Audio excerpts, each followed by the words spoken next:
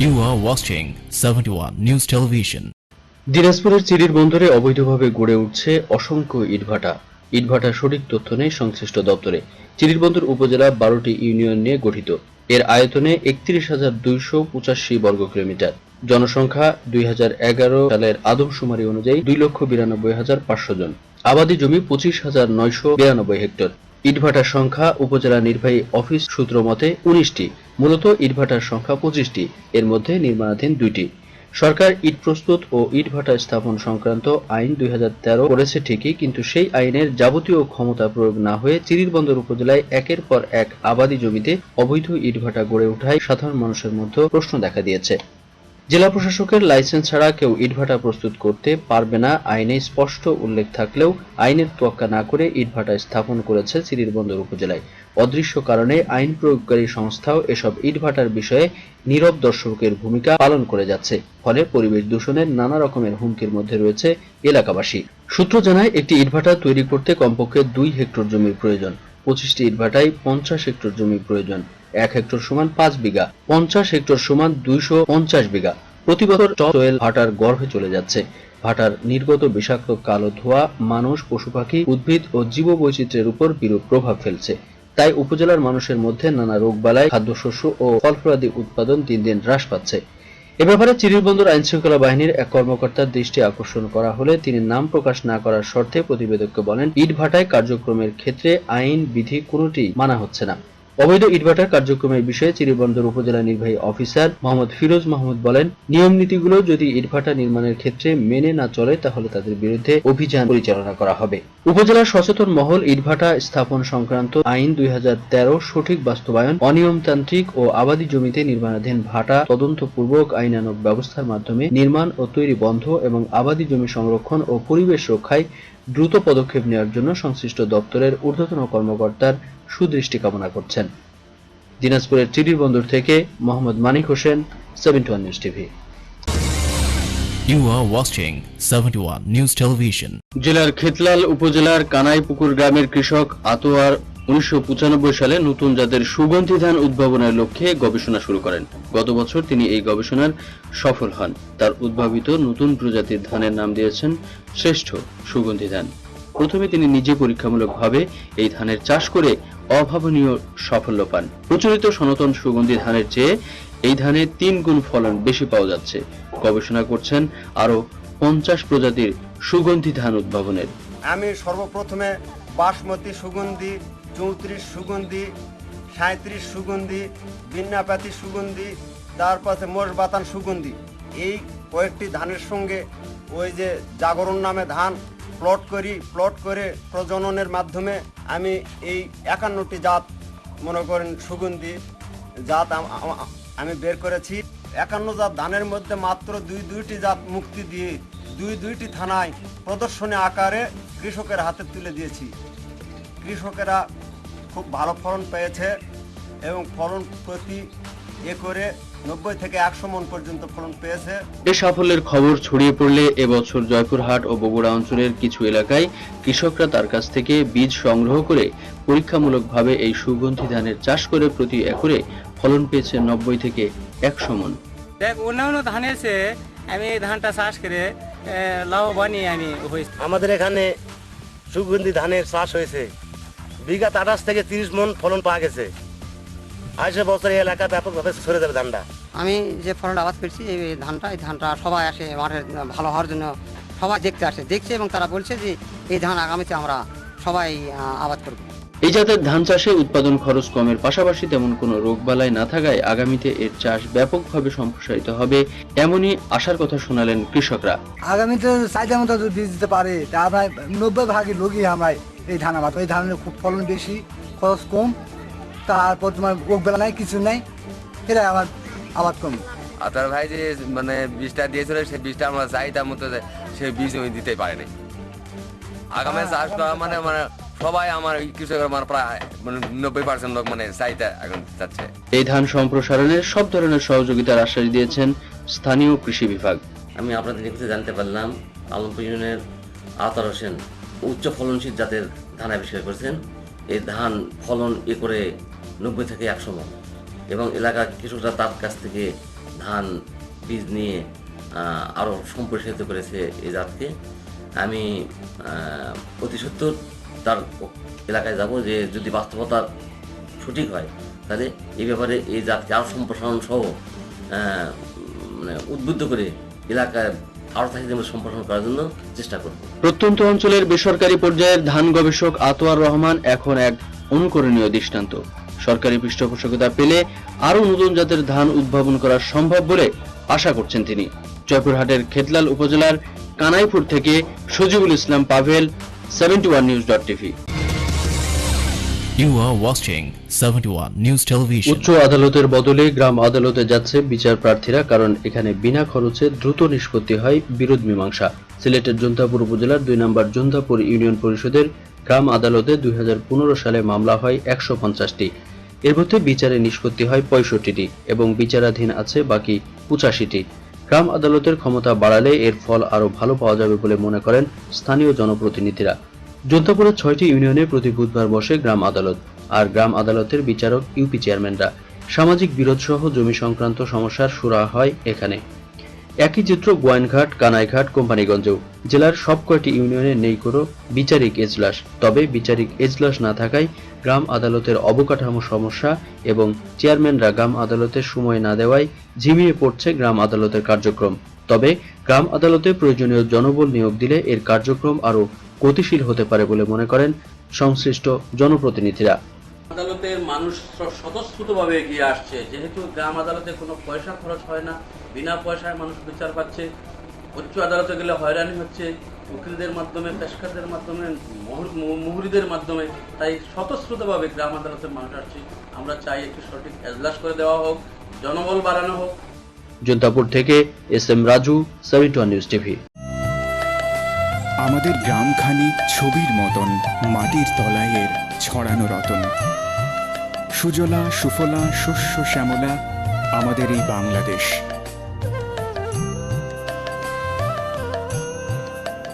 বৈচিত্র্যময় বাংলাদেশের সংস্কৃতি, এই নকশা, এই ফুল, এই পাখি, এসব আমাদের ঐতিহ্য।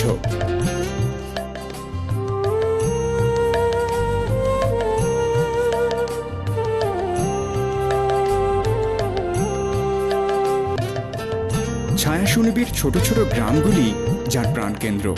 মাঠের পর মাঠ, এঁকে বেঁকে চলেছে অসংখ্য নদী, চারিদিকে সবুজ সবুজ গাছপালা। এই অপরূপ দৃশ্যে মন ভরে যায় যেন স্বর্গের থেকেও সুন্দর এই দেশ। গ্রাম বাংলার ইতিহাস, ঐতিহ্য, সংস্কৃতির খবর জানতে দেখতে থাকুন 71 নিউজ টিভি।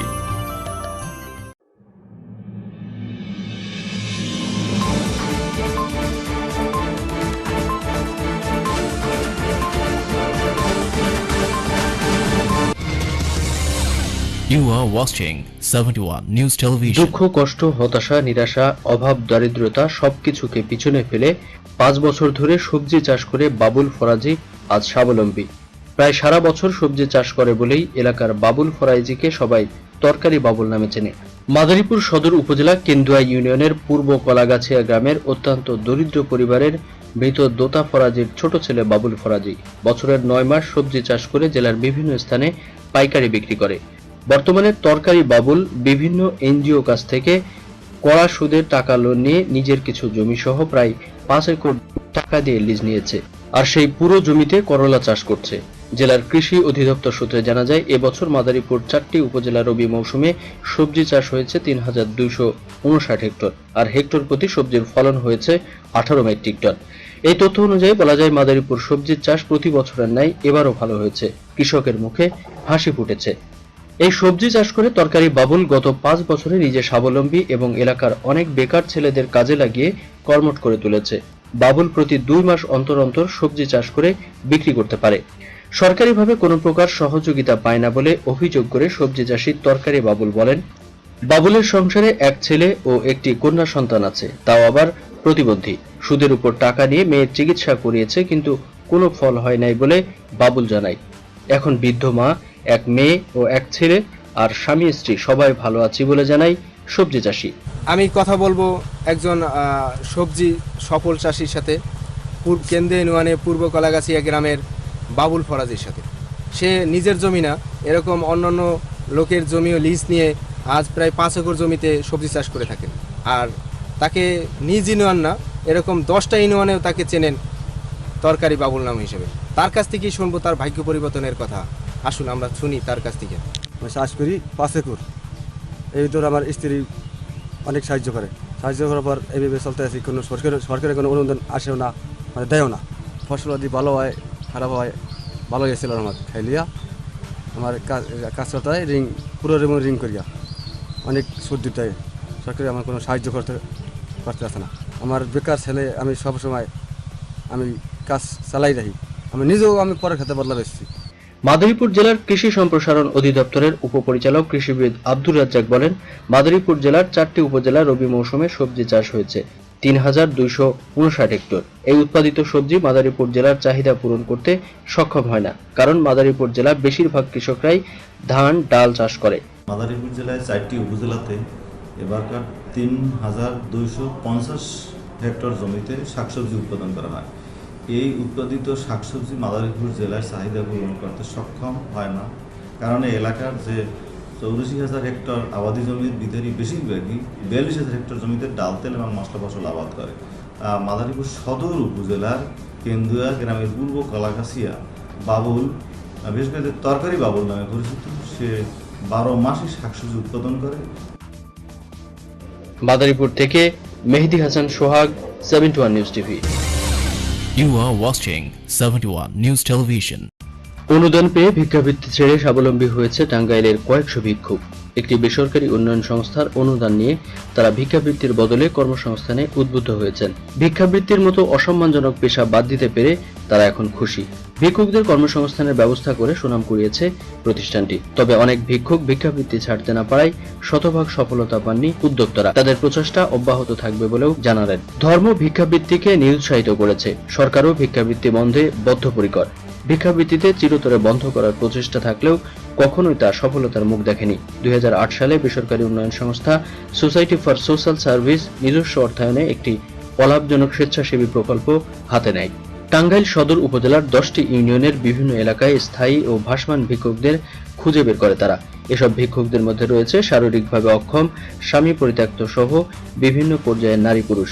এতে প্রথম পর্যায়ে সহস্রাধিক ভিক্ষুকের মধ্যে 317 জন ভিক্ষুককে তাদের দক্ষতা অনুযায়ী জনপ্রতি প্রতিষ্ঠানের নিজস্ব তহবিল থেকে 5 থেকে 6,500 টাকা অনুদান দিয়ে সুবিধাভোগীদের হাঁস মুরগি, গরু ছাগল, দোকান, সেলাই মেশিন, বাঁশের চাটাই তৈরির উপকরণ সহ বিভিন্ন সামগ্রী কিনে দেওয়া হয়। এসব ব্যবহার করে সুবিধাভোগীরা এখন স্বাবলম্বী। সারদের মাধ্যমে একটা বেহালা আমাদের দিল, আস্তে আস্তে বেহালাটা বাজাইতে এখন একটা বায়না আসে, বায়নার মাধ্যমে আল্লাহ আমারে চালায়। এখন আর মানুষের বাড়িতে যাইতে হয় না, চাওয়া লাগে না। তো আমি আরো মানুষকে হেদায়েত করি যে তোমরা এই কাম করো না।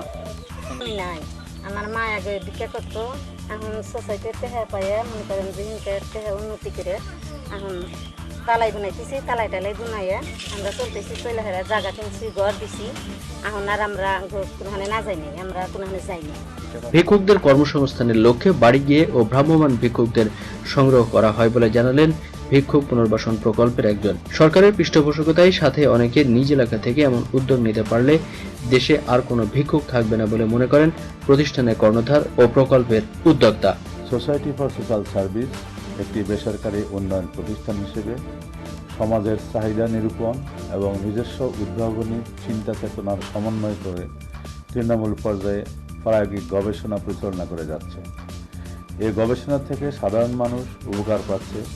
সফল গবেষণার ফল দেশে ও বিদেশে অনেকের দৃষ্টি আকর্ষণ করছে।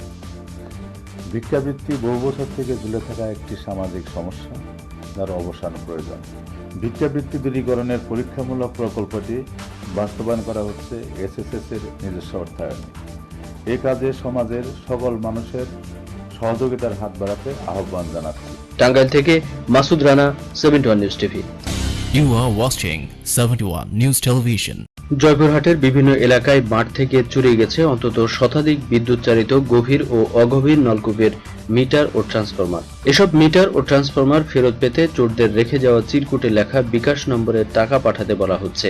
অনেকে এই পন্থায় তাদের চুরি যাওয়া মিটার ফেরতও পেয়েছেন। বিড়ম্বনা এড়াতে ক্ষতিগ্রস্তরা এ নিয়ে মুখ না খুললেও চুরি রোধে বিদ্যুৎ সরবরাহকারী প্রতিষ্ঠান আইনশৃঙ্খলা বাহিনীর সহযোগিতা চেয়েছেন। জেলায় বিদ্যুৎ চালিত গভীর নলকূপের সংখ্যা 1650টি। এর মধ্যে 960টি চালু আছে খেতলাল, কালাই ও আক্কেলপুর উপজেলায়।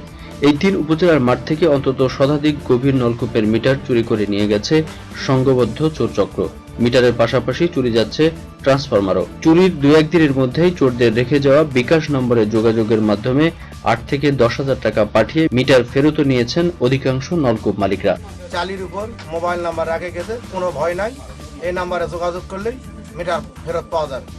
পরে আমি ওই নাম্বারে যোগাযোগ করলাম, বলে যে ভাই এত টাকা দেওয়া লাগবে। যাই হোক, আমি 5 থেকে 7,000 টাকা দিয়ে বিকাশ নাম্বার দেয়, আবার বিকাশ নাম্বারে টাকা পাঠানোর পর আমাকে ফোন দিয়ে বলে অমুক জায়গার মিটার আছে, সেই মিটার আমি পাই। তখন আমি 10,000 টাকা ওই সন্ধ্যার দিকে এক জায়গায় রেখে আসি, তারপর মিটারটা পরের দিন আমার এক জায়গা ওই উল্লেখ করে রেখে যায়, আমি সেখান থেকে নিয়ে আসি। আমার রানিং ট্রান্সফরমার চুরি হয়ে গেছে, বাধ্যগত চাই আমি আবার 1.5 লক্ষ টাকা খরচ করে ট্রান্সফরমার কিনে আনে যে জমিতে পানি দিতে পারছি না, দিয়ে দিছি। একটা ডিপ চলে আমরা লাভ পাই 20 থেকে 25,000, আর আমার ট্রান্সফরমার চুরি হয়েছে, আমি 75,000 টাকা খরচা করে আমি লাগাইছি, অন্য লোক তো পারবো না। বিদ্যুতের মিটার ও ট্রান্সফরমার চুরির কারণে এই মৌসুমে সেচ নিয়ে ভীষণ বিড়ম্বনায় পড়েছেন কৃষকরা। এই যে মিটারগুলো চুরি হচ্ছে, এই মিটারগুলো চুরি হওয়ার কারণে মেশিন বন্ধ থাকতেছে, আর এই মেশিন বন্ধ থাকার কারণে জমিতে পানি দেওয়া পারতেছে না, আমাদের ক্ষতি হয়ে যাচ্ছে। পল্লী বিদ্যুৎ যেভাবে বাইরে মিটার লাগানো হচ্ছে, এই মিটারগুলো রাতের অন্ধকারে যে কোনো মুহূর্তে চুরি হয়ে যাচ্ছে। আমরা কৃষকেরা বের পাই, এখানে প্রশাসন কোনো পদক্ষেপ নিচ্ছে না। পল্লী বিদ্যুৎ যেভাবে মিটারগুলো লাগিয়ে দিয়ে যাচ্ছে, এই মিটারগুলো যদি ঘরের ভিতরে স্থাপন করে দিয়ে যেত, তাহলে পল্লী বিদ্যুৎ মিটারগুলো চুরি হতো না। হয়রানি এড়াতে চোরদের সাথে দফারফার বাধ্য হচ্ছেন নলকূপ গভীর মালিকরা, তা অকপটে স্বীকার করলেন গভীর নলকূপ মালিক সমিতির নেতা ও স্থানীয় জনপ্রতিনিধিরা। জয়পুরহাট জেলায় মোট গভীর নলকূপের সংখ্যা হলো 1650। তবে ভাই এই বছর আমরা শেষ মানে বিভাগে করছিলাম, কারণ যে প্রায় গভীর নলকূপেরই মিটার চুরি হচ্ছে। মিটার চুরি হওয়ার সঙ্গে সঙ্গে ওরা আবার ওখানে বিকাশ নাম্বার দিয়ে যায়, বিকাশ নাম্বারে টাকা দিলে মিটারগুলো ফেরত দেয়। তবে আমরা টাকা দেয় এই কারণে, যদি টাকা না দেই তাদের, তাহলে আমাদের বড় ধরনের সমস্যার সৃষ্টি করতে পারে। চাচ্ছি যে এই বিষয়টা প্রশাসন একটু স্টেপ নিলে এই নাম্বারটা সংগ্রহ করে আমার মনে হয় যে এই ক্রাইম যারা করে তাদের ধরা সম্ভব, এবং এটা ধরে উৎখাত করা উচিত। তা না হলে কৃষি খাতে বিপর্যয় ঘটবে। এসব চুরি রোধ সহ সেচ বিড়ম্বনা এড়াতে প্রয়োজনীয় আইনগত পদক্ষেপ নেওয়ার দাবি জানালেন পল্লী বিদ্যুৎ সমিতির এই কর্মকর্তা। কয়েকটা মিটার গ্রাহকের কাছ থেকে খুলে নিয়ে গেছে, আপনি যেভাবে বললেন সেভাবেই তারাও বলে, এবং পরবর্তীতে পাওয়া গেছে মিটার টেস্ট করে দেখছি ভালো, আমরা লাগেও দিয়েছি, গ্রাহককে হয়রানি করে নেই। কিন্তু গ্রাহককে আমরা যখন বলি যে আইনের আশ্রয় নেন অথবা আপনাদের জানা থাকলে বলেন, আমাদেরকে বলেন, আমরাই বলতেছি, তারা এটা বলতে সাহস পাচ্ছে না। স্বভাবতই এটা পাবলিক অনেকটা সমস্যায় পড়ছে। আমাদের ঊর্ধ্বতন কর্তৃপক্ষকেও জানাইছি, প্রশাসন জানে না ঠিক তা না, আইন শৃঙ্খলা বাহিনীরও নলেজে আছে। এ ব্যাপারে কোনো অভিযোগ না পেলেও চুরি রোধে প্রয়োজনীয় ব্যবস্থা নেওয়ার আশ্বাস দিলেন জেলার এই পুলিশ কর্মকর্তা।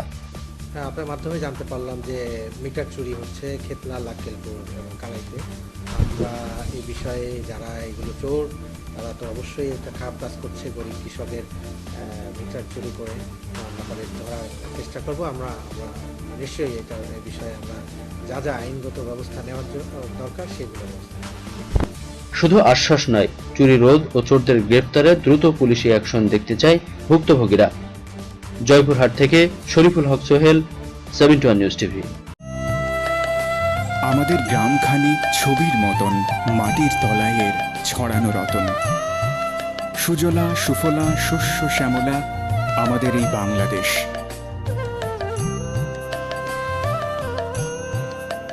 বৈচিত্র্যময় বাংলাদেশের সংস্কৃতি, এই নকশা, এই ফুল, এই পাখি, এসব আমাদের ঐতিহ্য।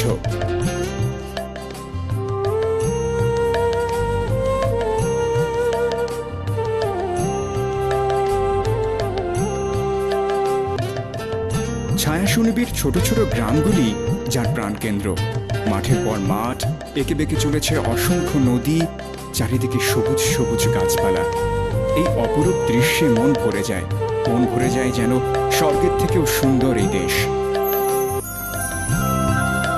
গ্রাম বাংলার ইতিহাস, ঐতিহ্য, সংস্কৃতির খবর জানতে দেখতে থাকুন 71 নিউজ টিভি।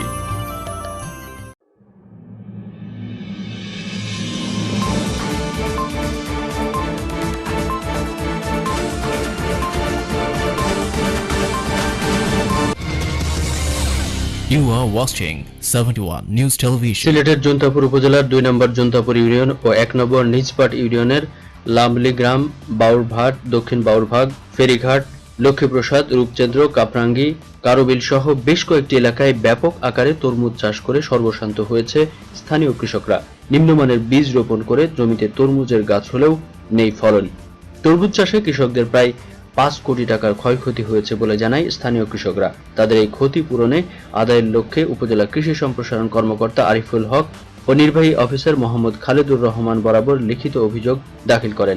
বিষে যে তারা যে 2 নম্বরই করছে, আমরা তাদের শাস্তি চাই, আমাদের বিচার আমরা ক্ষতিপূরণ চাই, আমাদের ক্ষতিপূরণ দেওয়া লাগবে। এই যে ক্ষতিগুলো করছে আমরা অভিযোগ দিছি, দরখাস্ত দিছি, ওরা আসিয়া ওই যে বিভিন্ন কোম্পানির যে ডিব্বাগুলো আছে এই ডিব্বাগুলো সহ ওরা নিয়ে গেছে। এখন আমাদের কাছে ওই ডিব্বাগুলোও নাই। বুঝে গেলে তারিখ করে আমরা দেখবো, এই করবো, টাকায় কম দিছি। চেয়ারম্যান সাহেবের কাছে আমরা দরখাস্ত করছি, টিওনো সাহেবের কাছে দরখাস্ত করছি, কৃষি অফিসার সাহেবের কাছে আমরা দরখাস্ত করছি। তখন যে আমরা ক্ষয়ক্ষতি, আমরা এই যে জৈন্তা থানার যে কৃষক যারা কমপক্ষে আমরা 5 কোটি টাকার মায়ের। লিখিত অভিযোগের এক পর্যায়ে ঘটনাস্থল পরিদর্শন করলেন জৈন্তাপুর উপজেলা কৃষি কর্মকর্তা ও নির্বাহী অফিসার সহ বুয়েটের কর্মকর্তারা। তবে বৈরিক আবহাওয়া ও মাটির আর্দ্রতার কোনো বিরূপ প্রক্রিয়া নেই তরমুজ চাষের জমিগুলোতে। নিম্নমানের বীজ রোপণের কারণে চাষিরা ক্ষতির সম্মুখীন হয়েছে বলে মন্তব্য করলেন এই কর্মকর্তা। রবিবার বিকাল 2টায় স্থানীয় কৃষকরা উত্তেজিত হয়ে উপজেলা নির্বাহী অফিসার ও কৃষি অফিসারের কার্যালয়ে ঘেরাও কর্মসূচি পালন করে। কার্যালয়ে কাউকে না পেয়ে নির্বাহী অফিসারের বাসভবনের সামনে অবস্থান করে তাদের দাবি তুলে ধরেন। এ সময় জৈন্তাপুর উপজেলার ভাইস চেয়ারম্যান বশির উদ্দিন সুষ্ঠু সমাধানের আশ্বাস দিয়ে পরিস্থিতি নিয়ন্ত্রণে আনে। ঠিক আছে, কারণ আপনারা যে আন্দোলন করতেছেন নিশ্চয়ই কৃষি কর্মকর্তা একটা আশ্বাস দিয়েছিল, কিন্তু সে এই আশ্বাসের সমাধান দেয় নাই। আজকেই ওনার সাথে যদি আছে আমি কথা বলবো, আর না হয় 2-1 দিনের মধ্যেই আপনাদেরকে নিয়ে একটা বৈঠক করে আপনাদের। সিলেটের জৈন্তাপুর থেকে SM রাজু, 71 নিউজ টিভি।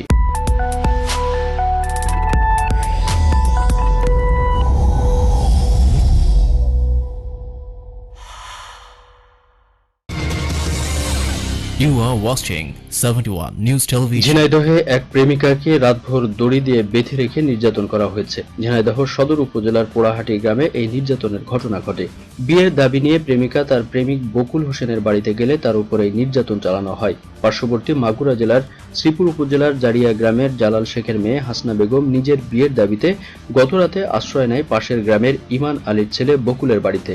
তাকে বিয়ে করার প্রস্তাব দিয়ে বকুল হোসেন দীর্ঘদিন ধরে তার সাথে প্রেমের সম্পর্ক গড়ে তোলে। বকুলের বাড়িতে আশ্রয় নেওয়ার পর তাকে মধ্যরাত থেকে বকুল ও তার পরিবারের অন্যান্য সদস্যরা শুরু করে নির্যাতন। এক পর্যায়ে ঘরের বারান্দার খুঁটির সাথে তাকে দড়ি ও চেন দিয়ে বেঁধে রাখা হয়। পরে সকালে গ্রামবাসী তাকে উদ্ধার করে পুলিশে খবর দেয়। অন্যদিকে বাড়ির সবাই পালিয়ে যায়।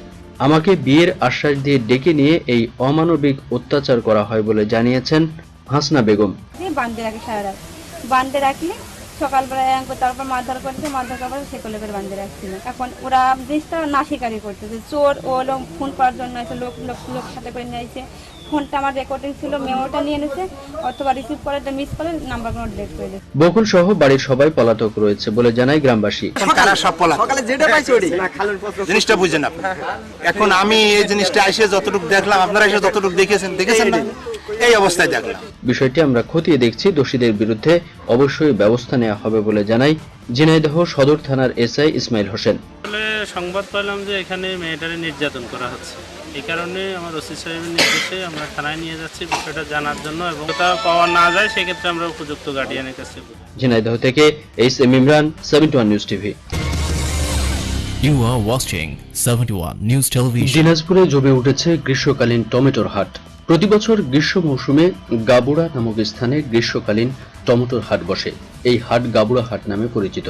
এই হাটে দেশের বিভিন্ন স্থান থেকে ব্যবসায়ীরা এসে টমেটো ক্রয় করে নিয়ে যায়। প্রতিদিন এই হাট থেকে 800 টন টমেটো রাজধানী সহ চট্টগ্রাম, খুলনা, শরীয়তপুর সহ বিভিন্ন জেলায় রপ্তানি করা হয়। এই হাটকে ঘিরে ক্রেতা বিক্রেতা, ফড়িয়া ও শ্রমিকদের পদভারে দিনরাত মুখরিত হয়ে থাকে। দিনাজপুর সদর উপজেলা থেকে 3.5 কিলোমিটার দূরে গাবুড়া নদীর পাড়ে শেখপুরা ইউনিয়নে বিস্তৃত এলাকা জুড়ে আবাদ হয় গ্রীষ্মকালীন টমেটো। প্রায় 150 একর স্থান জুড়ে গ্রীষ্মকালীন টমেটোর হাট বসে। মার্চ মাসে শেষ সপ্তাহে শুরু হয় এই হাট, চলে মাসব্যাপী। এই হাটকে ঘিরে এলাকায় স্থাপন করা হয় হোটেল, চা পানের দোকান, রেস্তোরাঁ সহ নানা ধরনের ব্যবসা কেন্দ্র। এই হাট এলাকাবাসীর জন্য আশীর্বাদ স্বরূপ। যখন দেশের কোনো স্থানে গ্রীষ্মকালে টমেটো পাওয়া যায় না, ঠিক সেই সময় শেখডুরা ইউনিয়নে আবাদ হয় গ্রীষ্মকালীন টমেটো। তাই এই টমেটোর চাহিদা দেশ জুড়ে। হাট জমে উঠলে শুরু হয় স্থানীয় শ্রমিকদের কাজের উৎস। ব্যস্ত হয়ে পড়ে তারা। টমেটো বাছাই, পরিবহন সহ নানা কাজ করে প্রতিদিন 3 থেকে 400 টাকা আয় করার সুযোগ পায় স্থানীয় শ্রমিকরা। এতে তাদের সংসারে সচ্ছলতা ফিরে আসে। আবার অনেক স্কুল কলেজ পড়ুয়া ছাত্ররা হাটে শ্রম দিয়ে টাকা রোজগার করে, যা তাদের লেখাপড়ার খরচ যোগায়। আমরা শ্রমিক, টমেটো কাজ করি, ডেলি দিন আমরা 3 থেকে 700 টাকা দিন পাই। এতে আমাদের ইনশাল্লাহ আমাদের দিন চলে। আর আমাদের মাদন শফি আহমেদ, ইনি আমাদের এখান থেকে দৈনিক 5 থেকে 6 ট্রাক মাল সাপ্লাই দেয়। দেশের বিভিন্ন জেলা থেকে ব্যবসায়ীরা এই হাটে টমেটো কিনতে আসে। প্রতিদিন গাবুড়া হাট থেকে 7 থেকে 800 টন টমেটো ট্রাক যোগে ব্যবসায়ীরা নিয়ে যায়। তাদের মতে দিনাজপুরের টমেটোর চাহিদা দেশের অন্যান্য জেলায় প্রচুর রয়েছে, তাই এই টমেটোর ব্যবসা করে তারা লাভের মুখ দেখছে। মানে শরীয়তপুর থেকে আমরা ঢাকা, দিনাজপুর আসি এই দিনাজপুরের টমেটো কিনতে। টমেটো কিনে আমরা বিভিন্ন জায়গায় পাঠাই। এখানে প্রত্যেক সিজনে আসি, আমরা প্রত্যেক বছর আসি। টমেটো নিয়ে নিমসা, কুমিল্লা পাঠাই। 1900 টাকা মন বিক্রি হচ্ছে আগে, এখনো মাল 500, 550 টাকা মন বিক্রি হইতেছে। কৃষক এবার দিনাজপুরের কৃষক বাম্পার, খুব লাভ। গ্রীষ্মকালীন টমেটো আবাদ করে এবারও লাভের মুখ দেখছেন দিনাজপুরের কৃষকরা। আবহাওয়া অনুকূলে থাকায় এবার কৃষকরা ভালো ফলন পেয়েছে। অন্যদিকে উচ্চ মূল্য পাওয়ায় কৃষকরা বেজায় খুশি। তারা চলতি বছরে টমেটো আবাদ করে সন্তুষ্টি প্রকাশ করে। এবার মোটামুটি আল্লাহ আবাদ মোটামুটি ভালোই দিছে। অন্য অন্য বছরের মধ্যে এবার একটু ফলন তো বেশি। আমি একজন কৃষক, আমার কৃষিকাজে এখন অফ সময়, এটা ওভার টাইমে আসি, কাজ করি, 300-400 টাকা পাই, আবার সংসার চলে, আবার বাচ্চা কাচ্চার লেখাপড়া চলে। দিনাজপুরের গাবুড়া হাটে ব্যবসায়ীদের চাঁদা দিতে হয় না। ব্যবসায়ীদের সার্বিক নিরাপত্তা ও সহযোগিতা করেন স্থানীয় যুবকরা। দিনাজপুরের টমেটো সংরক্ষণের জন্য আজও কোনো হিমাগার গড়ে ওঠেনি, তাই অতিরিক্ত টমেটো পচার ভয়ে কম দামে বিক্রি করতে হয় কৃষকদের। এতে আর্থিকভাবে ক্ষতিগ্রস্ত হয় স্থানীয় কৃষকরা। দিনাজপুর থেকে সুবল রায়, 71 নিউজ টিভি।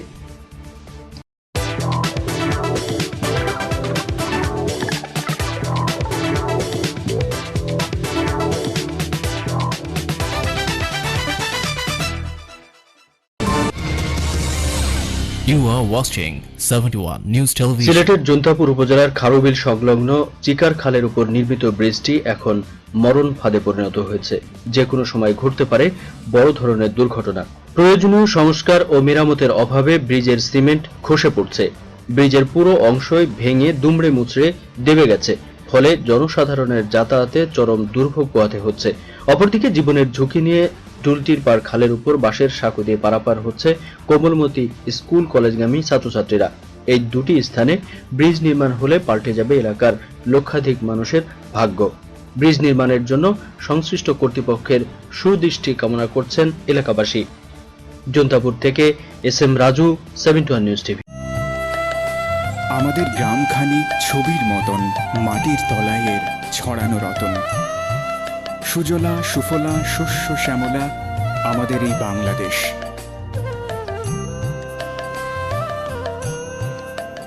বৈচিত্র্যময় বাংলাদেশের সংস্কৃতি, এই নকশা, এই ফুল, এই পাখি, এসব আমাদের ঐতিহ্য।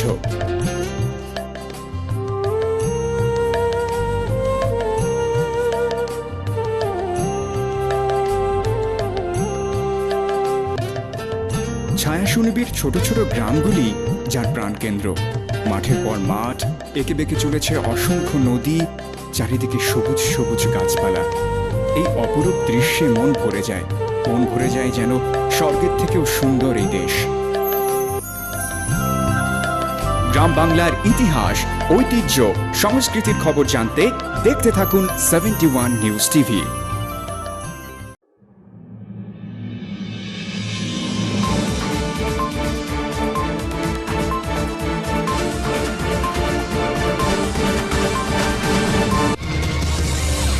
You are watching 71 News Television. দিনাজপুরের বোচাগঞ্জ উপজেলার নাফানগর গ্রামের কৃষক করিমুল অন্যের জমি লিজ নিয়ে দেশীয় জাতের করলা চাষ করে মাত্র 3 মাসে খরচ বাদে আর্থিকভাবে লাভবান হয়েছেন। কৃষক করিমুল জানায় তার কোনো নিজস্ব জমি জমা নেই। নাফানগর গ্রামের বিভিন্ন মানুষের জমি লিজ নিয়ে তাতে কোনো ফসল আবাদ না করে বিভিন্ন সবজি চাষ করার সিদ্ধান্ত নেয়। কখনো লাউ, কখনো সিম বা শশা আবাদ করে। এবার বাংলা পৌষ মাসের শেষের দিকে নাফানগর গ্রামে 1 একর জমি লিজ নিয়ে তার মধ্যে 25 শতক জমির মধ্যে দেশীয় জাতের করলা চাষ করে লাভবান হয়েছেন তিনি। 25 শতক জমি দেশীয় করলা চাষে তার খরচ হয়েছে 25 থেকে 30 হাজার টাকা। মাত্র 3 মাসের মধ্যে করলা ফলন পায়। এরই মধ্যে বাজারে ভালো মূল্যে করলা বিক্রি করে। বাজারে বর্তমানে দেশীয় করলা 50 থেকে 60 টাকা বিক্রি হচ্ছে। তার করলা বাগানে এখন যে করলা রয়েছে তাতে খরচ বাদে অতিরিক্ত প্রায় লক্ষাধিক টাকা লাভ হবে বলে জানায় তিনি। আমাদের এটা দেশি করলা ভাই, এটা হচ্ছে বলে গোগুরের করলা। মনে করেন 25 শতক মাটিতে আপনার মনে করেন 100 মন পর্যন্ত করলা হয়। আমাদের কৃষি অফিসার আছে, আমরা ওর ফর্মুলা নিয়ে কাজ করি। বেশিরভাগ এই সবজি চাষই করি। এর আগের বছরে আমি লাউ করছিলাম, এই বছরও লাউ করি। নিজের কোনো জমি না থেকেও করিমুল নাফানগর এলাকায় একজন সফল সবজি চাষী হিসেবে পরিচিতি লাভ করেছে। শুধু সবজি চাষ নয়, করিমুল বিভিন্ন সবজির বীজও বিভিন্ন কোম্পানির কাছে বিক্রি করে আর্থিকভাবে লাভবান হচ্ছেন। করিমুলের মতে ধান, গম, ভুট্টা আবাদ করে কৃষকরা যেমন ভালো দাম পায় না, সেক্ষেত্রে একই জমিতে প্ল্যান অনুযায়ী যে কোনো সবজি চাষ করা হলে তাতে ভালো লাভ হওয়ার সম্ভাবনা রয়েছে। দিনাজপুর থেকে সুবল রায়, 71 নিউজ টিভি।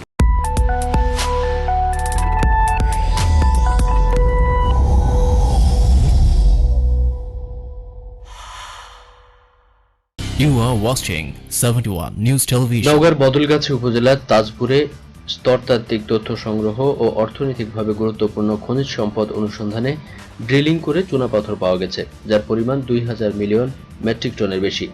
চুনাপাথর পাওয়ায় এলাকাবাসী খুশি হলেও জমির ন্যায্য মূল্য না পাওয়ার আতঙ্কে আছেন।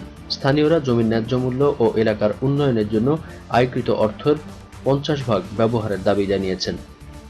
গত প্রায় 2 বছর ধরে সান্তাহার, বদলগাছি, তিলকপুর, জয়পুরহাট ও আক্কেলপুর এলাকায় ভূতাত্ত্বিক তত্ত্ব অনুসন্ধান ও গুরুত্বপূর্ণ খনিজ সম্পদের জরিপে পরিচালনা করা হয়। জরিপে তাজপুরে খনিজের বেসিনের মতো সেব আছে বলে প্রমাণ পাওয়া গেছে। সেই সম্পদের সম্ভাব্যতা যাচাইয়ের কাজ করার জন্য একটি প্রস্তাবনা পাঠানো হয় খনিজ সম্পদ মন্ত্রণালয়ে। এবছর জানুয়ারিতে মন্ত্রণালয় প্রস্তাবটি অনুমোদন করে। এরপর চলতি বছর 20 ফেব্রুয়ারি মাসের শুরু থেকে ভূতাত্ত্বিক তত্ত্ব অনুসন্ধান ও গুরুত্বপূর্ণ খনিজ সম্পদ বিভাগ প্রায় 2 মাসে 2214 ফুট খনন শেষে ঢাকায় পাঠায় নমুনা। সংশ্লিষ্ট বিভাগ এলাকার 50 বর্গ কিলোমিটার জুড়ে চুনাপাথর পাওয়ার বিষয়টি নিশ্চিত করেছে। এখানে যার পরিমাণ 2000 মিলিয়ন মেট্রিক টনের বেশি বলে জানিয়েছে ভূতাত্ত্বিক জরিপ অধিদপ্তরের মহাপরিচালক ডক্টর নিহাল উদ্দিন। এদিকে চুনাপাথরের পাওয়ার তথ্য নিশ্চিত হয় এলাকাবাসীদের খুশি বিরাজ করলেও জমির দাম না পাওয়ার আশঙ্কা দেখা দিয়েছে। সবচেয়ে বেশি খুশি তেল এবং গ্যাসের জন্য ভালো হতো। দেশের জন্য ভালো হবে, খালি আমার জন্য না, প্রত্যেকের জন্য ভালো হবে। কিন্তু যে সয় সম্পত্তিগুলো আছে তো ক্ষতি হবে। সরকারের কাছে আমাদের এটাই দাবি যে আমাদের এখানে 50% যান আমাদের বাই করে দেন। ক্ষতিগ্রস্ত কৃষকদের সঠিকভাবে তালিকা করে সরাসরি ন্যায্য মূল্য দেয়া এলাকার উন্নয়নের জন্য 50 ভাগ অর্থ ব্যয়ের দাবি জানিয়েছেন স্থানীয়রা। সরকারি একটি মূল্যবান সম্পদ পেয়েছে, যেটা হচ্ছে সাদা চুনাপাথর। তাদেরকে যেন ন্যায্য মূল্য যেন সরকার তাদেরকে দেয়। মূলত যে প্রাকৃতিক সম্পদ উত্তোলন করতে যাচ্ছে, আমরা সরকারের কাছে আমাদের আশু দাবি এর যেন সঠিক ব্যবহার হয়। যারা জমির মালিক এবং মালিকানা আছে তাদের সঠিক তালিকা করেই সরকারকে ন্যায্য মূল্য দেওয়া উচিত এবং কোনো ক্রমে তারা যেন কারো মাধ্যমে প্রতারিত না হয়। নওগাঁ থেকে Abdul Mannan, 71 news TV. You are watching 71 News Television. পাল্টে গেছে পদ্মাপাড়ের মানুষদের জীবন জীবিকা। প্রকল্প এলাকায় ভিটে মাটি হারানো মানুষগুলোর ঠিকানা এখন পুনর্বাসন কেন্দ্র। প্রকল্প সংশ্লিষ্টরা বলছেন সরকারের পক্ষ থেকে সব ধরনের সহযোগিতা করা হচ্ছে তাদের। তবে পর্যাপ্ত সুযোগ সুবিধা পেলেও নিরাপত্তাহীনতা এবং দীর্ঘমেয়াদে জমির মালিকানা নিয়ে অনিশ্চয়তা রয়েছে তাদের মধ্যে। পদ্মার মাওয়া শিমুলিয়া ঘাটের পাশেই কুমারভোগ পুনর্বাসন কেন্দ্র। যতটা ভিতরে প্রবেশ করা যায় চোখে পড়ে নতুন এক পরিকল্পিত আবাসিক এলাকা। মানুষগুলোর কারো ভিটে জমি কিংবা ফসলি জমি গিয়েছে পদ্মা সেতু প্রকল্পে, পরিবর্তে তাদের পছন্দ মতো পুনর্বাসন কেন্দ্র মিলেছে প্লট এবং নগদ অর্থ। সেই টাকায় তাদের কেউ কেউ টিনের ঘর তুলেছেন, কেউ কেউ বানিয়েছেন বহুতল ভবন। সরকারি উদ্যোগে গড়ে তোলা হয়েছে মসজিদ, প্রাথমিক বিদ্যালয়, দেওয়া হয়েছে পানি বিদ্যুতের সংযোগও। কুমারভোগ এলাকায় শিশু কিশোরদের জন্য বানানো স্কুলটিতে রয়েছে সব ধরনের সুবিধা, তবে এখনো চালু হয়নি সেটা। এছাড়াও এখানে আসার 3 বছর পর জমির দলিল দেওয়ার কথা থাকলেও সেটা এখনো পায়নি তারা। সংশ্লিষ্টরা বলছেন প্রকল্প শেষ হয়ে গেলেও এখানকার মানুষদের কর্মসংস্থানের জন্য দীর্ঘমেয়াদী পরিকল্পনা নেওয়া হবে। পদ্মা বহুমুখী সেতু প্রকল্পের পরিচালক মোহাম্মদ শফিকুল ইসলাম বলেন, আমরা প্রকল্পের কাজ শেষ করার পরও পুনর্বাসন কাজ চালিয়ে যাব। তাদের জীবনমান যেন উন্নত হয়, মানুষ যেন গরিব না হয়ে যায় তার ব্যবস্থা আমরা করব। প্রয়োজনে তাদের প্রশিক্ষণ দেওয়া হবে, ঋণ দেওয়া হবে। আমাদের কাজ সেতু শেষ হওয়ার পরেও চলবে। পুরো পদ্মা সেতু প্রকল্পে 7টি কেন্দ্রে 2635টি পরিবারকে পুনর্বাসন করার কথা থাকলেও এখন পর্যন্ত করা হয়েছে 1600 পরিবারকে। ক্ষতিপূরণ বাবদ বাজেট ধরা হয়েছে প্রায় 250 কোটি টাকা। এদিকে নদী শাসন সহ অন্যান্য কাজও এগিয়ে চলেছে। পদ্মা নদীর ভাঙন প্রবণ 2 তীর শান্ত করতে চলছে বিশাল আয়োজন। যে নদীটি প্রতি বছর কিছুটা সরে যাচ্ছিল তার গতিপথ রক্ষায় পরিকল্পিতভাবে চলছে নদী শাসন প্রক্রিয়া। এখন জাজিরা পয়েন্টে ড্রেজিং চলছে। মুন্সিগঞ্জ থেকে রুবেল ইসলাম, 71 নিউজ টিভি। আমাদের গ্রামখানি ছবির মতন মাটির তলায় এর ছড়ানো রতন।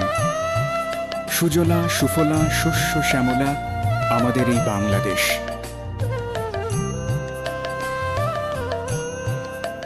বৈচিত্র্যময় বাংলাদেশের সংস্কৃতি, এই নকশা, এই ফুল, এই পাখি, এসব আমাদের ঐতিহ্য।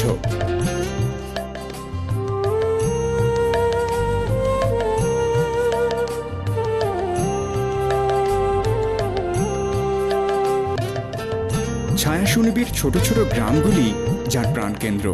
মাঠের পর মাঠ, এঁকে বেঁকে চলেছে অসংখ্য নদী, চারিদিকে সবুজ সবুজ গাছপালা। এই অপরূপ দৃশ্যে মন ভরে যায় যেন স্বর্গের থেকেও সুন্দর এই দেশ। গ্রাম বাংলার ইতিহাস, ঐতিহ্য, সংস্কৃতির খবর জানতে দেখতে থাকুন 71 নিউজ টিভি।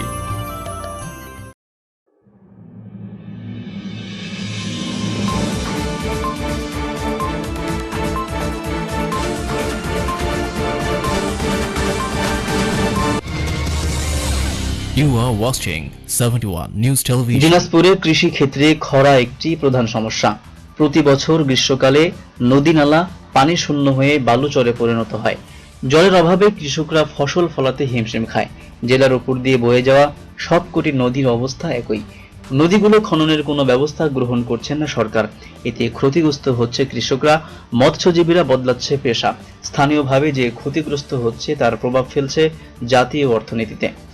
নদী সংস্কারের অভাবে দিনাজপুর জেলার বুক থেকে হারিয়ে যাচ্ছে অনেক নদ নদী। পূর্ণভাবা, কাকড়া, আত্রাই, ইসামতি, টাঙ্গন, ভেলামতি, ঢেপা, গার্ভেশ্বরী ও চিরি সহ প্রায় 19টি নদীর মধ্যে 12টি নদী ভরাট হয়ে বালু চরে পরিণত হয়েছে। কোন কোন নদীর বুকে বালু জমে ভরাট হয়ে চলছে চাষাবাদ। নদীর বুকে ধান, ভুট্টা সহ নানা ফসল আবাদ হচ্ছে। আর নদীর দুই পারে হাজার হাজার হেক্টর জমি জলের অভাবে চাষ করতে হিমশিম খাচ্ছে কৃষকরা। সেচের পানি ক্রয় করে জমিতে ব্যবহার করা হচ্ছে। এতে প্রচুর অর্থ ব্যয় হচ্ছে কৃষকদের। অন্যদিকে জলের অভাবে মাছ শূন্য হয়ে পড়ছে এলাকা। মৎস্যজীবীরা পেশা বদল করে অন্য পেশায় যুক্ত হচ্ছেন। এখানকার নদীর বুকে একসময় চলতো বড় বড় পালতোলা নৌকা। দেশি বিদেশি বণিকরা এখানে ব্যবসার জন্য আসা যাওয়া করত নৌকায়। তা সবই এখন স্বপ্নের মতো ইতিহাস। বৃষ্টিপাতের পরিমাণ কম হয়, নদীগুলি ক্রমেই খরার সময় জল শূন্য হয়ে পড়ে, জেগে ওঠে বালুচর। যে নদীতে এখন পানি নাই, পানি থাকে না। বর্ষাকালে কিছু পানি হয়, পানি আবার শুকায় যায়। তো এই নদীটার যদি মাঝখানে 12 মাসে পানি থাকে, দুই পারের লোকেই আবাদের জন্য সুবিধা, কৃষকের জন্য খুব সুবিধা। নদী বলি কোনো চিহ্ন পাওয়া যায় নদী, সেই অবস্থা হয়ে গেছে। আমাদের অসুবিধা। দিনাজপুর খরা পীড়িত এলাকা। এখানে বার্ষিক বৃষ্টিপাতের পরিমাণ গড়ে 165 থেকে 170 মিলিমিটার। তাই কৃষিক্ষেত্রে এই নদীগুলো কোনো অবদান রাখতে পারে না। এই জেলার মানুষ কৃষি নির্ভরশীল হওয়ায় এখানে নদীর গুরুত্ব বেশি। এপ্রিল মে মাসে সবকটি নদীর প্রবাহ সম্পূর্ণভাবে বন্ধ হয়ে যায়। তখন নদীর বুকে বালু সংগ্রহ করার জন্য ট্রাক্টর দাপিয়ে বেড়ায়। কোথাও হাঁটু জল এবং কোথাও নালার মতো বালির মধ্যে দিয়ে বইতে থাকে নদী। খরার সময় জলের স্তর 15 থেকে 20 ফুট নিচে নেমে যায়। নদী পথগুলি আঁকাবাঁকা সরপিন গতি থাকায় উজান থেকে বয়ে আসা পলিমাটি ও বালু সহজে আটকা পড়ে জল ও প্রবাহ বন্ধ হয়ে যায়। জল শূন্য নদী কৃষিক্ষেত্রে কোনো উপকার আসে না। আমাদের এই নদীতে যদি পানি না থাকে, কারণ সেচ ব্যবস্থার খুব সমস্যায়, এই পানির অভাবে আমরা জমি চাষ করতে পারি না। এবং এই নদীতে যদি সারা বছর পানি থাকার ব্যবস্থা করা যেত তাহলে মনে হয় আমাদের আবাদের জমিতে আবাদ করার সুবিধা হইতো। আমরা আবাদ করি, পানি দিয়ে মিশিং বসে সেকি, পানি দিয়ে আমরা পাইপ ভরে আর সেকি ভুঁই বাড়ি আবাদ করি। এখন আমার ডিম মিশিং বসার লাগে ভুঁই বাড়ি, তার পাশে আমরা আবাদ করি। আমাদের এখানে কৃষকদের খুব অসুবিধা। কৃষক পানি যদি আমরা এখানে পাতাম তো আমাদের পানি কিনে দেওয়া দরকার ছিল না, আমাদেরকে পোষাচ্ছে না। অবস্থা খুবই খারাপ, আমাদের খুবই খারাপ। খনন যদি করতো এই নদীটা পূর্ণবাবা, তা আমাদের মনে হয় খুব ভালো হতো। অবিলম্বে দিনাজপুরের নদীগুলি খনন করে পুনর্জীবিত না করলে এ অঞ্চলের কৃষিক্ষেত্রে ধ্বংস হয়ে যাবে, যার প্রভাব পড়বে জাতীয় অর্থনীতিতে। যে নদীতে পানি নেই আমাদের, আগে পানি ছিল, আমরা মাছ পাইতাম, পানি দিয়ে আরো অনেক কিছু করতাম, আবাদ করতাম। মানে এখন আমাদের অনেক অসুবিধা। সরকার যদি নদীটা খনন করতো একটু, তাহলে বেশি ভালো হতো। আমরা পানি নেই, এই অভাবে আছি। অবিলম্বে দিনাজপুরের নদীগুলো খনন না করা হলে এই অঞ্চলের কৃষিক্ষেত্র ধ্বংস হয়ে যাবে, যার প্রভাব পড়বে আমাদের দেশের জাতীয় অর্থনীতির উপর। সুবল রায়, 71 news TV, Dinajpur. You are watching 71 News Television. ইতিহাস ঐতিহ্য সমৃদ্ধ নওগাঁর ঐতিহাসিক পাহাড়পুর সম্পুর বৌদ্ধবিহার, হলুদ বিহার ও জগদ্দল বিহারের পর এবার রানীনগর উপজেলার উজালপুরে প্রায় 1000 বছরের প্রাচীন 4টি বৌদ্ধ বিহারের সন্ধান পাওয়া গেছে। জাহাঙ্গীরনগর বিশ্ববিদ্যালয়ের একজন গবেষক 1 বছর গবেষণা করে বিহার 4টি আবিষ্কার করেছেন। প্রত্নতত্ত্ব অধিদপ্তরের অনুমতি নিয়ে ব্যক্তি উদ্যোগে 4টির মধ্যে একটিতে ইতিমধ্যে খনন কাজও শুরু করা হয়েছে। এগুলো আবিষ্কারের মধ্য দিয়ে জেলার ইতিহাসের নতুন মাত্রা যোগ হবে বলে মনে করেন ইতিহাসবিদরা। নওগাঁ থেকে আব্দুল মান্নানের পাঠানো তথ্য ও ভিডিও চিত্র নিয়ে ডেস্ক রিপোর্ট। 2015 সালের নওগাঁয় রানীনগর উপজেলার একডালা ইউনিয়নে রাজাপুর ঢিবি, দিঘিরপাড় দ্বীপ, ঘোড়াপাতা ও উজালপুর গ্রামের দ্বীপ, এই 4টি স্থানে পাল বংশের সমসাময়িক বা তারও আগের প্রাচীন সভ্যতার নিদর্শনের সন্ধান পান। প্রত্নতত্ত্ব অধিদপ্তরের অনুমতি নিয়ে এর মধ্যে প্রথমে উজালপুর গ্রামের দ্বীপটি খননের জন্য প্রত্নতত্ত্ব গবেষক মোহাম্মদ আবু আল হাসান ব্যক্তি উদ্যোগে করতে চাইলেও গ্রামবাসীরা প্রথমে বাধা দেন। কারণ গ্রামবাসীরা 3-4 বছর আগে শত শত বছরের পুরাতন 15-17 ফুট উঁচু এই দ্বীপটি উপরের অংশ কেটে সমান করে ঈদগাহ নির্মাণ করে। এই ঘটনায় স্থানীয় প্রশাসনের সহযোগিতা চাইলেও কোনো সহযোগিতা পাননি। এরপর স্থানীয় সংসদ সদস্য ইসরাফিল আলমের নির্দেশে স্থানীয় আওয়ামী লীগ নেতাকর্মী ও পুলিশ প্রশাসনের সহযোগিতায় উজালপুর দ্বীপটি খনন শুরু করেন তিনি।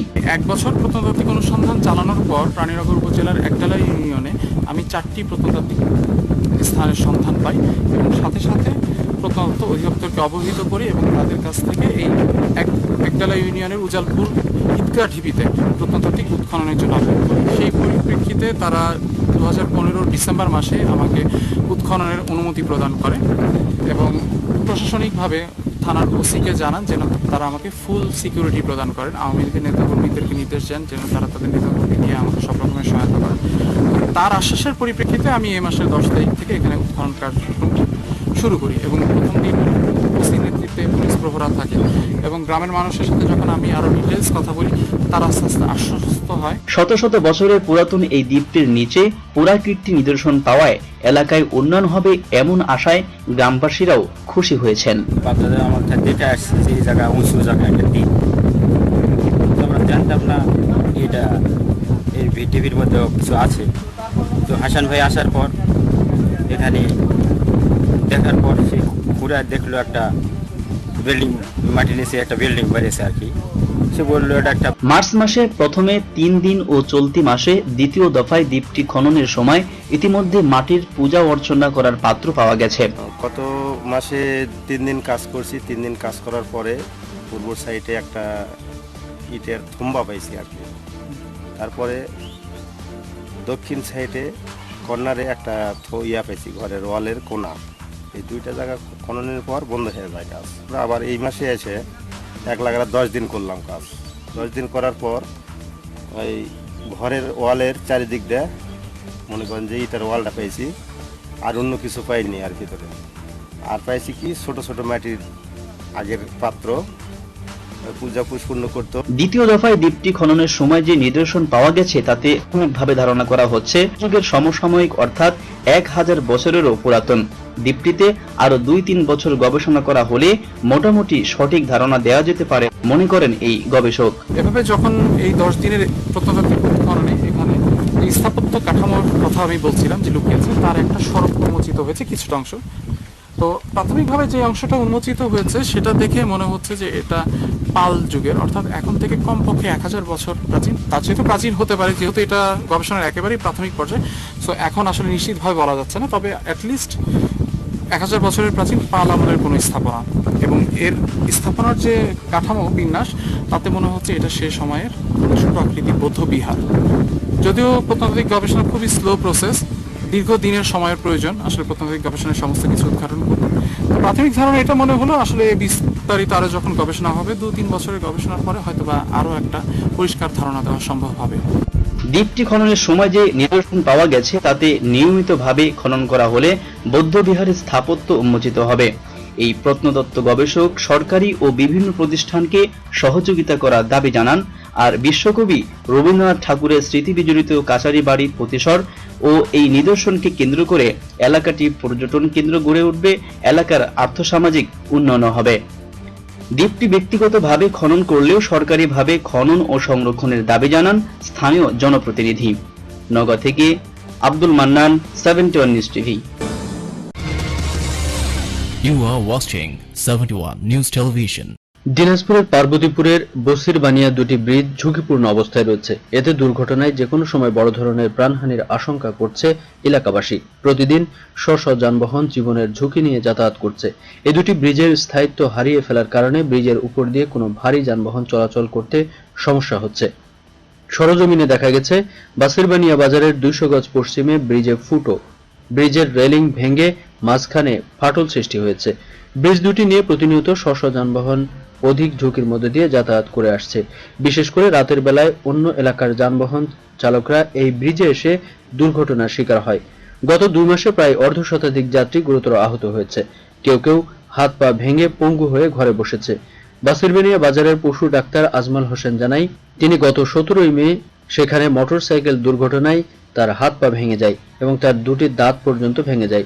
সরকারের কাছে এলাকাবাসীর দাবি যাতে দ্রুত ব্রিজ দুটি নির্মাণ করা হয়। বিশেষ করে রাত্রের বেলায় এখন চলাচলের খুব অসুবিধা।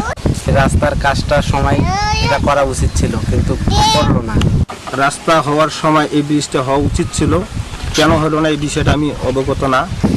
যদি দ্রুত গতিতে আমাদের রাস্তাটা করে দেওয়া হয় তাহলে আমরা এলাকার পক্ষ থেকে আশাবাদ করতেছি। পার্বতীপুর থেকে তৌহিদুজ্জামান, 71 নিউজ টিভি।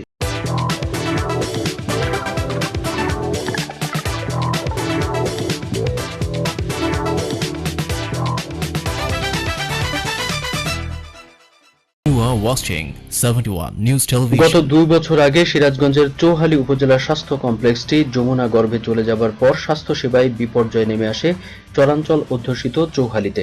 সাধারণ মানুষের চিকিৎসা নিতে ছুটে যেতে হয়েছে পাশের জেলা টাঙ্গাইলে অথবা ঢাকায়। মানুষের এই দুর্ভোগ কমাতে খাস কাউলিয়া সিদ্দিকিয়া ফাজিল মাদ্রাসার এক প্রান্তে তৈরি করা হয়েছে স্বাস্থ্য কমপ্লেক্সের নতুন ভবন। কিন্তু স্বাস্থ্য কমপ্লেক্সের কিছু সীমাবদ্ধতা থাকায় পূর্ণাঙ্গ চিকিৎসা সেবা পাচ্ছে না রোগীরা। যমুনা নদীর অব্যাহত ভাঙনে গত 2 বছর আগে নদীগর্ভে চলে যায় চৌহালি উপজেলার স্বাস্থ্য কমপ্লেক্সটি। তারপর থেকে কোনো রকমে খাস কাউলিয়া সিদ্দিকিয়া ফাজিল মাদ্রাসার বারান্দা আর 2টি কক্ষ ধার করে চালানো হয় স্বাস্থ্যসেবা প্রদান। সেই কষ্টের দিন শেষ করার লক্ষ্যে 1,40,00,000 টাকা ব্যয়ে তৈরি করা হয়েছে স্বাস্থ্য কমপ্লেক্সের নতুন ভবন। এখানে স্বাস্থ্য কেন্দ্রে কোনো চিকিৎসা হয় না। ডাক্তার যদি থাকে তাহলে একটা প্রেসক্রিপশন লিখে দেয় আর বলে ঔষধ বাহির থেকে কিনতে হবে। হাসপাতালে তো ডাক্তার থাকেই না, এখানে রোগী ভর্তি করা হচ্ছে না, এ ধরনের অভিযোগও করেন এলাকাবাসী। এটা কোনো প্রকারের চিকিৎসাই হয় না। ওষুধও দেওয়া হয় যে রোগী আসে খালি প্রেসক্রিপশন লিখে দেন বাইরে থেকে কিনে খাবো। পানি আছে, পানি ঢুকে, বৃষ্টি পড়লে উপরে ছিটকি পানি ঢুকে, কোনো রোগী ভর্তি থাকতে পারে না, ডাক্তার বসার কোনো জায়গা নাই। হাসপাতালে রোগী আসলে ভর্তি করে না, চিকিৎসা করে না, আবার অনেক সময় ওষুধের জন্য আসলে বলে ওষুধ নাই, আর বলে যে বাইরে থেকে ওষুধ কিনে খাবো। আর ডাক্তার তো থাকেই না, আসেই না, যদিও আসে আইসা সেরে চলে যায়। সরকার স্বাস্থ্য কমপ্লেক্সের নতুন ভবন চালু করলেও ডাক্তারদের কোনো আবাসন ব্যবস্থা না থাকায় রোগীদের সময় মতো সেবা প্রদান করতে সমস্যা হচ্ছে বলে জানায় স্বাস্থ্য কমপ্লেক্সের ডাক্তার ও নার্সরা। আমাদের প্রথম সমস্যা হচ্ছে সেটা হচ্ছে আমাদের ডাক্তার প্লাস নার্স এবং আদার স্টাফ যারা আছেন তাদের এখানে আবাসন ব্যবস্থা নেই, এবং আবাসন ব্যবস্থা এবং নিরাপত্তার অভাবে আমরা তো এখানে থাকতে পারছি না। আমাদের আবাসন ব্যবস্থা না থাকার কারণে আমরা হয়তো যে সময় আসার কথা সেই সময় মতো এসে উপস্থিত হতে পারছি না, আমরা অনেক দূর থেকে আসতে হচ্ছে। এখানে আমরা নিজেরাই স্বাস্থ্যসেবা ফর্মালিটি মেনটেন করতে পারতেছি না, আর জনগণের স্বাস্থ্যসেবা কিভাবে আমরা নিশ্চিত করবো? আমার গভর্নমেন্টের কাছে করার জন্য অনুরোধ, যেটা শিশু এবং মহিলাদের নিয়ে যে আমার সেবাটা, এই সেবাটা জানি আমি সঠিক ভ্যাকসিনগুলো তাপমাত্রা সঠিক নির্ণয় করতে পারি এবং আইসগুলো ঠিক মতো দিতে পারি, আর রুমে আমরা জানি রিপোর্ট। এদিকে হাসপাতালটির অবকাঠামোগত ত্রুটি ও চিকিৎসা সেবা প্রদানের বেহাল দশা পরিদর্শন করে হতাশা ব্যক্ত করে এ থেকে উত্তরণের ব্যবস্থা নেওয়ার জন্য সংশ্লিষ্ট অধিদপ্তরে সুপারিশ পাঠানোর কথা জানালেন জেলা প্রশাসক মোহাম্মদ বিল্লাল হোসেন। অস্থায়ী যে উপজেলা কমপ্লেক্স যেটা করা হয়েছে, এখানে পুরুষ ওয়ার্ড আছে, মহিলা ওয়ার্ড আছে, এগুলো আমরা দেখলাম। অবকাঠামোটির অনেকগুলো ত্রুটি আছে, উপজেলা নির্বাহী কর্মকর্তা পরিদর্শন করেছেন। আমার কাছে যেটা শুনলাম, সচক্ষে দেখলাম, সেটা হলো যে অবকাঠামোগত অনেক ত্রুটি আছে। এটা যদি মেরামত বা সংস্কার না করা হয়, এটার ব্যবহার উপযোগিতা নষ্ট হয়ে যাবে।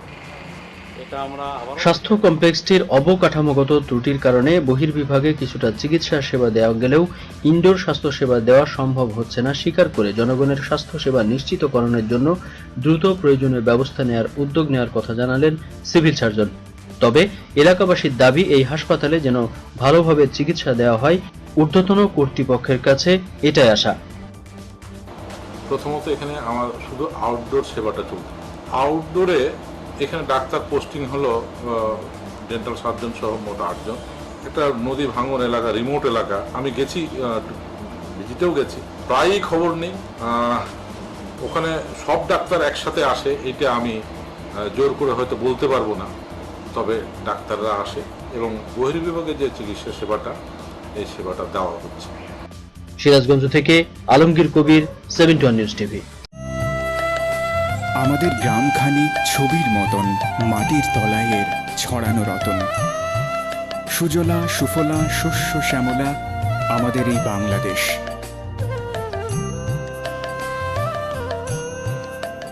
বৈচিত্র্যময় বাংলাদেশের সংস্কৃতি, এই নকশা, এই ফুল, এই পাখি, এসব আমাদের ঐতিহ্য।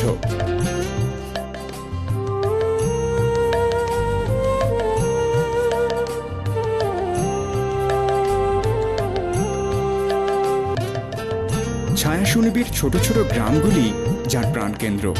মাঠের পর মাঠ, এঁকে বেঁকে চলেছে অসংখ্য নদী, চারিদিকে সবুজ সবুজ গাছপালা। এই অপরূপ দৃশ্যে মন ভরে যায় যেন স্বর্গের থেকেও সুন্দর এই দেশ। গ্রাম বাংলার ইতিহাস, ঐতিহ্য, সংস্কৃতির খবর জানতে দেখতে থাকুন 71 news TV. You are watching 71 News Television. কিশোরগঞ্জের পাকুন্দিয়া হোসেনপুর সড়কটি এখন যাতায়াতের অনুপযোগী হয়ে রয়েছে। দীর্ঘদিন যাবৎ এ সড়কের করুণ অবস্থায় প্রতিনিয়তই ঘটছে ছোট বড় দুর্ঘটনা। সড়কটি সংস্কার না করায় যাত্রী ও জনসাধারণ চরম দুর্ভোগ পোহাচ্ছে। সরজমিনে দেখা যায় পাকুন্দিয়া হোসেনপুর সড়কের ডেল্টা, তারাকান্দি, জাঙ্গালিয়া, দগদগা, কাউনা, জামাইল ও দ্বীপেশ্বর এলাকার সড়কে কার্পেটিং উঠে গিয়ে ছোট বড় অসংখ্য গর্তের সৃষ্টি হয়েছে। বর্তমানে একটু বৃষ্টি হলেই গর্তগুলো পানি জমে কাদা নর্দমার সৃষ্টি হয়। এলজিইডি অধিদপ্তরের 9 কিলোমিটার এ সড়কের মধ্যে 5 কিলোমিটারের অবস্থা শোচনীয় হয়ে পড়ায় হেঁটে চলাচল কষ্টসাধ্য হয়ে গেছে। এই সড়ক দিয়ে শত শত ট্রাক, বাস প্রতিদিন ঢাকা আসা যাওয়া করে। এই সড়কটি সরু হওয়ায় সবসময় যানজট লেগেই থাকে। এ প্রসঙ্গে পাকুন্দিয়া উপজেলা প্রকৌশলী আব্দুর রহমান মুহিন আমাদের প্রতিনিধিকে ফোনে জানান, অর্থের অভাবে এই গুরুত্বপূর্ণ সড়কটি সংস্কার করা সম্ভব হচ্ছে না। পাকুন্দিয়া থেকে শাহরিয়ার হৃদয়ের তথ্য ও ভিডিও চিত্রের ভিত্তিতে desk report 71 news TV. You are watching 71 News Television. Bagerhat সদর উপজেলার বারুইপাড়া ইউনিয়নের অযোধ্যা গ্রামে প্রাচীন ভৈরব নদীর পূর্ব তীরে অবস্থিত অযোধ্যা মঠ বা কোদলা মঠ। স্থানীয়ভাবে অযোধ্যার মঠ নামেই বেশি পরিচিত এটি, তবে কোদলা মঠ নামেই পরিচিত আছে। কোদলা পার্শ্ববর্তী গ্রামের নাম। বর্তমানে বাংলাদেশ প্রত্নতত্ত্ব অধিদপ্তর তাদের বিভিন্ন নির্দেশিকা একে কোদলা মঠ নামেই লিখে। বাগেরহাট থেকে তানভীর সোহেলের তথ্য ও ভিডিও চিত্রের ভিত্তিতে কোদলার প্রাচীন এই অযোধ্যা মঠ সম্পর্কে জানাচ্ছি আমি আলতাফ হোসাইন। আমি ইশরাত জাহান। অযোধ্যা বা কোদলা মঠের বিশেষ আকর্ষণীয় দিক হচ্ছে এর বাইরের অপূর্ব কারুকাজ সমৃদ্ধ অলঙ্করণ। এর উচ্চতা আনুমানিক 18.29 মিটার। ইটের তৈরি মঠের প্রাচীরগুলির পুরুত্ব 3.17 মিটার এবং ভেতরের বর্গাকার প্রত্যেক দেওয়ালের দৈর্ঘ্য 2.61 মিটার। দেওয়ালের পলিশ করা লাল ইটগুলি অতি উচ্চমানের। মঠে প্রবেশের মোট 3টি পথ। ধারণা করা হয় দক্ষিণ দিকের প্রবেশ পথটি ছিল মূল ফটক। মঠের ভেতরের অংশে 12 থেকে 13 ফুট পর্যন্ত লম্বা গম্বুজ ফাঁকা তলদেশের আকারে উপরে উঠে গিয়ে শেষ হয়েছে। কবে কার দ্বারা এই মঠটি নির্মাণ করা হয়েছিল তা সম্পর্কে সঠিক কোনো তথ্য পাওয়া যায়নি। তবে স্থাপত্যের গঠন অনুসারে ধারণা করা হয় সম্ভবত ষোড়শ শতাব্দীর শেষে অথবা সপ্তদশ শতাব্দীর প্রথম দিকে নির্মিত। এটি কোনো দেব মন্দির নয়, সম্ভবত কোনো মৃত মহাত্মার সমাধি স্তম্ভস্বরূপ মঠটি নির্মিত হয়েছিল। মঠের দক্ষিণ দিকের কার্নিশারের নিচে 2 লাইনের স্টক লিপি খোদিত ছিল। প্রথম লাইনের অক্ষরগুলো পাঠোদ্ধার করার পূর্বেই প্রায় ভেঙে গিয়েছে। লেখাটি ছিল সর্বনা উদ্দেশ্য তারকং দহাং বিনির্মিত। এই খণ্ডলিপির সঠিক অর্থ নিরূপণ করা যায়নি, তবে যতদূর বোঝা যায় তা থেকে অনুমিত হয় যে তারকের প্রসাদ বা অনুগ্রহ লাভের উদ্দেশ্যে এই মঠ খুব সম্ভবত একজন ব্রাহ্মণ কর্তৃক নির্মিত হয়েছিল। আমাদের বুড়োরা কোনো বলে যেতে পারি নাই যে কবে হয়েছে কি নাকি, তা ওই বুড়োরা শুনেছে যে কোনো পরিচয় পাওয়া যায় নাই। তারপরে অনেকে লেখা টাকা দিয়ে নিয়ে যায় যে পরিচয় বাড়াতে পারে নাকি। কেউ বলে যে একটা হিন্দু কোনো জমিদারের মন্দির হতে পারে, কেউ বলে যে এটা ছিল জমিদার বাড়ি ছিল জমিদারের কোনো মন্দির হতে পারে, এরকম কথাবার্তা আর কি বলে, কিন্তু আসল কোনো পরিচয় পাওয়া যায় না।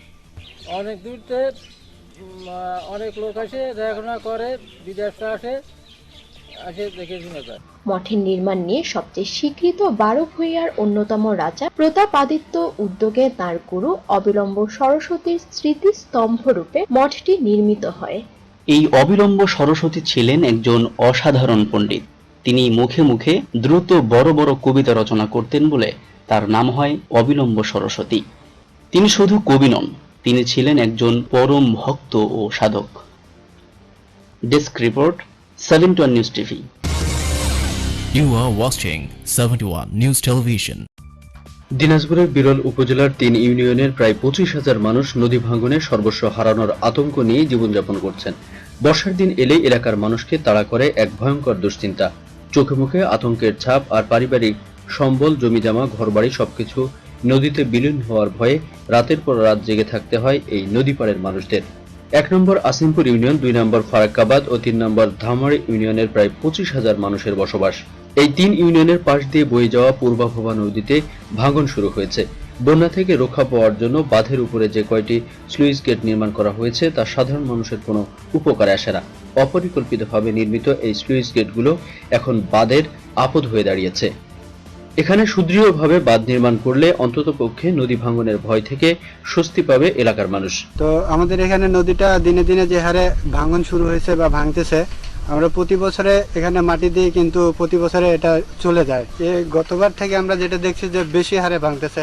এটা যদি সরকার দৃষ্টি আকর্ষণ করে আমাদের এখানে, তাহলে হয়তো আমরা সাহায্য চাচ্ছি। স্বাধীনতার পর থেকে বহুবার বাঁধ নির্মাণের মাপজোক হয়েছে, দফায় দফায় ঊর্ধ্বতন কর্মকর্তাদের পরিদর্শনও হয়েছে, কিন্তু কাজের কাজ কিছুই হয়নি। এ জীবনে নদী শাসনে কোনো কার্যক্রম দেখতে পাবেন কি, এমন প্রশ্ন অনেকের মতোই এই বৃদ্ধার। তোমরা তো খাদ্য কিনা খাদ্য বার্তা এখন বাকি জীবন না করে আজি আছে কাল নাই মোক বার্তাতন দেখো এইবার দেখা পাও এইবার দেখা যায় বার্তাতন নদী ঘাটটা আমার বান্ধা পড়ে। অনতিবিলম্বে বাঁধটি নির্মাণ করা হলে নদী ভাঙনের ঝুঁকি থেকে বাঁচবে নদীর দুই পাড়ের 25,000 মানুষ।